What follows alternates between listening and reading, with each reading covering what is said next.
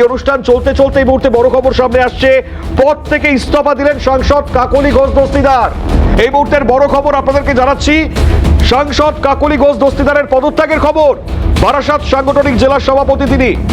তৃণমূল কংগ্রেসের রাজ্য সভাপতি সুব্রত বক্সী তাকে চিঠি দিয়েছেন ইস্তফার কথা। এই চিঠিতেই তিনি জানিয়েছেন ভুইপোর সংস্থা দিয়ে কঠিন কাজ হয় বলে মনে হয় না, বলছেন কাকলি ঘোষ দস্তিদার। মারাত্মক এই মুহূর্তে স্টেটমেন্ট, এই মুহূর্তের বড় খবর এবং যে স্টেটমেন্ট এই মুহূর্তে আমরা পাচ্ছি, ভুইপোর সংস্থা দিয়ে কঠিন কাজ হয় বলে মনে হয় না।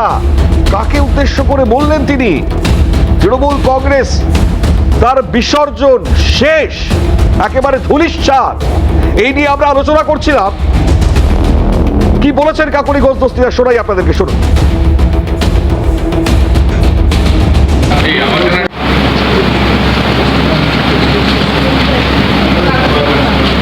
জেলায় যেখানকার আমি সাংগঠনিক সভাপতি, আমাকে কিন্তু তার দায়ভার নিয়ে নৈতিক অধিকার আমার আছে যে এটা স্বীকার করে নেওয়া যে নিশ্চয়ই আমারও কোনো ভুলভ্রান্তি আছে দল পরিচালনায়, যার জন্য এই রেজাল্ট হয়েছে। তার জন্য আমি পদত্যাগপত্র পাঠিয়েছি আমাদের রাজ্য সভাপতি সুব্রত বক্সীর কাছে। আমি সভাপতির পদ থেকে পদত্যাগ করেছি। দেবব্রতদার কাছে আসি। দেবব্রতদা, একদম সাফ হয়ে যাচ্ছে তৃণমূল লাগাতার পদত্যাগ পদত্যাগ পদত্যাগ। দেখুন, এই সাফ হয়ে যাওয়ার কথা আগেও যখন বলা হয়েছিল, 98 সালে যখন তৃণমূল কংগ্রেস তৈরি হয়েছিল, অনেকে বলতো 3 মাসের কংগ্রেস, কংগ্রেস থেকেই বলা হতো। কেউ বলতো তেলমুড়ি চপ, সরস্বতী পুজোর টিম। তো তারপরেও কিন্তু তৃণমূল করে সার্ভাইভ করেছে। কখনো একটা সাংসদ হয়ে গেছেন, কখনো 30টা বিধায়কও হয়ে গেছেন।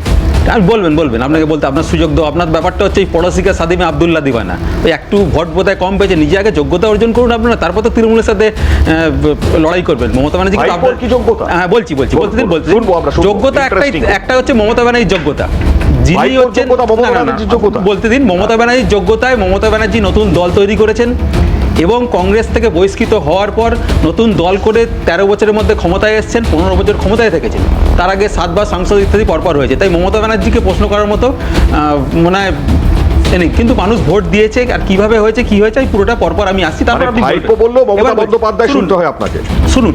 এবার যেটা বললেন, দেখুন তৃণমূল কংগ্রেসে যে একটাই পোস্ট মমতা ব্যানার্জি, আর বাকি সব ল্যাব পোস্ট সবাই বলে, আপনারাও বলেন, অনেকেই বলে থাকে, আমরাও সেটা বিশ্বাস করি। মডেল কি করে হয়েছিল? এই মডেল এবার বলছি। দেখুন, ডায়মন্ড হারবারে তৃণমূল কংগ্রেস বাম আমল থেকে জিতছে, আজকে নয়। সেটা 2000 সালেও হয়েছিল, 2021-এ হয়েছিল, 2004-এও বোধহয় 6-এও জিতেছিল, এইভাবে পরপর জিতছিল। এখন দেখুন, অনেক ভোটে জেতেছে, তো নন্দরানী দলও জিতেছিল, অনিল বসুও জিতেছিল। এখন আপনি যে তথ্য নিয়ে কথা বলছেন, আমিও একটা তথ্য দিচ্ছি। যে ম্যাচটা আগে হয়ে গেছিলো, যে ম্যাচটায় সেখানে পোস্টাল ব্যালট হয়েছিল। পোস্টাল ব্যালটে আমরা দেখতে পাচ্ছি সেখানে 85% ভোট তৃণমূল কংগ্রেস পেয়েছে এই ফলতাতে, এবং সেখানে বিজেপি পেয়েছে বোধহয় 12% ভোট। মানে সেখানে 1526 ভোট পেল তৃণমূল, আর বিজেপি পেল 345 ভোট। তার মানে এটা নিশ্চয়ই ঝন্টুদা বুঝতে পারছেন, সরকারি আপনাদের মতো সরকারি কর্মীরা কিন্তু তৃণমূল কংগ্রেসে আস্থা রেখেছিল।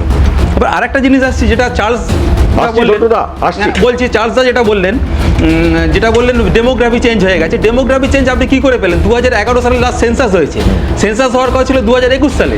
কোথা থেকে আপনি এই তথ্য পেলেন জানি না। যতটুকু আমি জানি যে পশ্চিমবঙ্গের ফার্টিলিটি রেট কমছে এবং জনসংখ্যা কমছে। লাস্ট সেন্সাস তাহলে কি হলো? লাস্ট সেন্সাস তখন তো ক্ষমতায় ছিল না তৃণমূল কংগ্রেস, তারপর কি করে হলো জানি না। এবার যেটা বলছি, রাষ্ট্রশক্তির যে ক্ষমতার আস্ফালন, সেটা আমি নিজে সাক্ষী আছি। আমি ভবানীপুর কেন্দ্রে কাউন্টিং এজেন্ট ছিলাম। আবার এত কিছু শুনতে হবে না। আপনার ডায়মন্ড হারবার মডেলের প্রধান কে?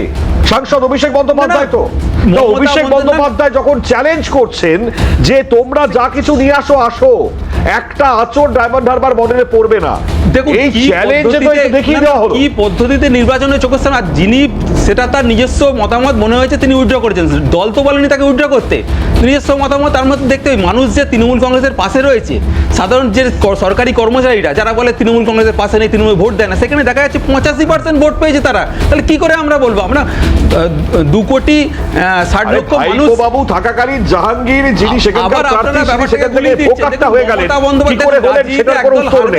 একদল দল জিতবে, সেখানে কি পদ্ধতিতে হ্যাঁ, জিতেছে, জামানত বাজেয়াপ্ত কত হয়ে গেল ভাই, সেটাতে আসুন। মানুষকে ভোটের বাইরে জামানত রাখা, বাজেয়াপ্ত হয়ে গেল, আপনি চলে পশ্চিমবঙ্গ গেছেন। নিয়ে কথা বলুন। আর আমি তো বলছি ভবানীপুর কেন্দ্রে কিভাবে গণনা হয়েছে, আমি তো সাক্ষী। জামানত বাজেয়াপ্ত হয়ে গেল, বার করুন না, রাজারহাট আর আপনি গোপালপুর, বলছেন পোস্টার সেখানে কি বলছেন 85% মুসলিম অধ্যুষিত বুথে সেখানে ঠিক আছে। পাচ্ছে 90% ভোট পার্টি পাচ্ছে উঠে বিজেপি। চলেছে, আপনার দেখা পার্টি উঠে যাচ্ছে গেছে তো। এখন ওই আর একটা ওই পোস্টও নেই। অভিষেক বন্দ্যোপাধ্যায়কে দিয়ে ওইভাবে তো বিচার করা তৃণমূল কংগ্রেস যাবে না। তৃণমূল আরে কংগ্রেস তাহলে তো কিছু স্বীকার দল- করতে হবে অভিষেক বন্দ্যোপাধ্যায় মমতা বন্দ্যোপাধ্যায়ের আশ্রয় বড় হয়েছে। তৃণমূল অভিষেক কংগ্রেসকে বন্দ্যোপাধ্যায় ওইভাবে ডায়মন্ড করা হারবারে যাবে না। তৃণমূল কংগ্রেস এখনো জাহাঙ্গীরদের 80টা সিট আশ্রয় রয়েছে। থেকে বিভিন্ন সে পুরসভা ভোট রয়েছে। লুট করে এতটা জায়গায় গিয়েছিলেন। অভিষেক বন্দ্যোপাধ্যায় বেসিক্যালি বিগ আপনি জিরো, তো রাজনীতির এটা আপনাকে তো কথা বলতে হবে তাহলে বলছেন পরে। একজন। তার কোন রকম কারিশমা নেই, এটা মানুন তাহলে। কারিশমা, মমতা ব্যানার্জির কারিশমায় মানুষ দেখে ভোট দিত। আরে এখন মমতা BJP বন্দ্যোপাধ্যায় নিয়ে তো কথাই বলছি না। ভোট চুরির লজ্জায় তিনি বাড়ির বাইরে বেরোতে পারছেন না এই ভোট মুহূর্তে। চুরি করে যেতে কারণ মানুষ চোখের তার সামনে দেখতে ভাইপো পাচ্ছে। এই অবস্থায় আর নিয়ে কিভাবে ভোট হয়েছে, গিয়েছে তার দলটাকে। দলের নেতারা বলছেন, আমি বলছি না। শিল্পর পর্যায়ে নিয়ে গেছেন আপনারা। মানুষের ভোটাধিকার ভোট হরণ চুরিকে তো করে শিল্পর পর্যায়ে নিয়ে গেছেন আপনারা ভাই। মানুষকে ভোটাধিকার আটকে রেখেছে। আজকে যেই মানুষ বেরিয়ে ভোট দিচ্ছে আপনাদের গায়ে লাগছে এই ফলাফলের জন্য। কিছু মানুষ হচ্ছে তারা দুবাহু একদম শেষ নিচে। কংগ্রেসও নাচছে, চলুন। সিপিএমও নাচছে। আচ্ছা, ঝন্টুদা হাত তুলেছিলেন, বলুন, আমি আসছি, মানুষদা আসছি। মানুষদা আসছি, ঝন্টুদা হাত তুলেছিলেন সংক্ষেপে। ঝন্টুদা আসছি, মানুষদা প্রথম কথা মণিময়, সারা পশ্চিমবঙ্গে পোস্টাল ব্যালেটে লাস্ট কয়েক বছরে তৃণমূল কিন্তু ভোকাট্টা হয়েছিল। সরকারি চাকরিজীবীদের কিচ্ছু দেয়নি এরা। একদম। কুকুর বেড়াল ছাগল বলেছে রাজকর্মচারীদের ইনারগিরি। ভবানীপুরে মমতা ব্যানার্জি প্রশ্নটা হচ্ছে ডায়মন্ড হারবারে ফলতায় কি লজিকে, কি ম্যাজিকে, মনে হয় শানু বক্সিদের ম্যাজিকে, ওই যে ভিডিও ফলতার ভিডিও, অনুপ্রাণিত ভিডিও, সরি BJP শূন্য জিতলে পাওয়া সব ঠিক। পর্যন্ত বর্মা- আরে সবে কি বাবার সম্পত্তি ঘেউ ঘেউ করবেন না বলেছিলেন, শুনেছিলাম আমরা। আরে এখন তো ম্যামরাও করতে পারেন না, এখন তো হাম্মাও করতে পারেন না। পোস্টাল ব্যালেটে নোটিশ দিয়ে বন্ধ করে দিয়েছে। যদি আমরা আন্দোলন না করতাম তাহলে এরা কোন বিধানসভাতে পোস্টাল ব্যালেটে কর্মচারীদের মত প্রকাশ করতে দিত না। আরে ওখানে লজ্জা আমরা থাকলে পরে হয়তো করিনি। কথা বলবে না তৃণমূল কংগ্রেস। জমানত বাজেয়াপ্ত হয়েছে সেখান থেকে। ঝন্টুদা, মানুষ তো অনেকক্ষণ ধরে রয়েছেন, প্রথম হাফটা মানুষদাকে পাইনি আমরা। মানুষদা বলুন আপনার বক্তব্য। হ্যাঁ, এখানে আমার একটু সময় দিতে হবে, কারণ হ্যাঁ, অনেকগুলো বলুন, প্রশ্নের উত্তর অবশ্যই। আছে, অনেক পাবেন, উত্তর বলুন। আছে। প্রথম হলো যেটা বললেন যে তৃণমূল কংগ্রেসের যিনি প্রতিনিধি হিসেবে এসছেন, উনি যেটা বললেন যে আজকে যোগ্যতার কথা বলছেন। কোন যোগ্যতার কথা বলছেন? মমতা ব্যানার্জিকে দয়া করে জাতীয় কংগ্রেস 39 লক্ষ টাকা পার ক্যান্ডিডেট দিয়ে ভোটে লড়ার টাকা দিয়েছে, 11 কোটি টাকা হেলিকপ্টার ভাড়া দিয়েছে 2011 সালে, দিয়ে সরকারে বসিয়েছিল। কোন কিসের যোগ্যতার কথা বলছেন? মমতা বন্দ্যোপাধ্যায়কে কংগ্রেস তৈরি করেছিল, কখনো ভাবিনি এরকম দুর্নীতিগ্রস্ত একটা দলে পরিণত হবে। আজকের আপনি যোগ্যতার কথা বলছেন, কার যোগ্যতার কথা বলছেন? অকৃতজ্ঞ। আজকের মানে আপনারা কৃতজ্ঞতা ভুলে গেছেন। যে কংগ্রেসের খেয়েছেন, যে কংগ্রেসকে করেছেন, সেই কংগ্রেসকে ভাঙিয়ে একের পর এক এমএলএ নিয়ে নিয়েছেন, মিথ্যা কেস দিয়ে নিয়ে নিয়েছেন। সে মানুষ বুঝে থেকে আরম্ভ করে সমস্ত এমএলএ আমাদের 3000 অফিস দখল করে রেখেছেন। কোন কৃতজ্ঞতার কথা বলছেন আপনারা? বড় বড় কথা বলছেন।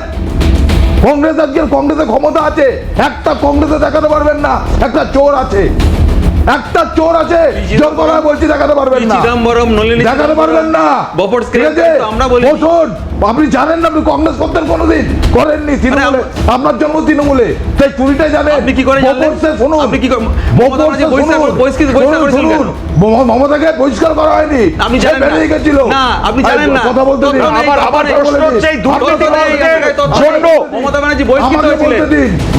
মানুষদা এই দুর্নীতিবাজদের জন্য কি কংগ্রেস দরজা খুলবে? শুনুন, নেবে? আপনারা কংগ্রেসের আজকে শুভঙ্কর সরকার, আমার রাজ্য সভাপতি, বলেছেন যারা এই দুর্বৃত্তর সাথে ছিল না, মন থেকে মানতে পারেনি, চুরি করেনি, যাদের গায়ে কোনো দাগ নেই, তাদের জন্য তো দরজা খোলা আছে। আর যাদের গায়ে ওই দুর্নীতির কালি, চোরের চুরির কালি রয়েছে, তাদেরকে দরজার বাইরে থেকেই ঘাট ধাক্কা দিয়ে দেওয়া হবে। কোনো রকম অ্যালাউ করা হবে না, করতেও আমরা দেবো না।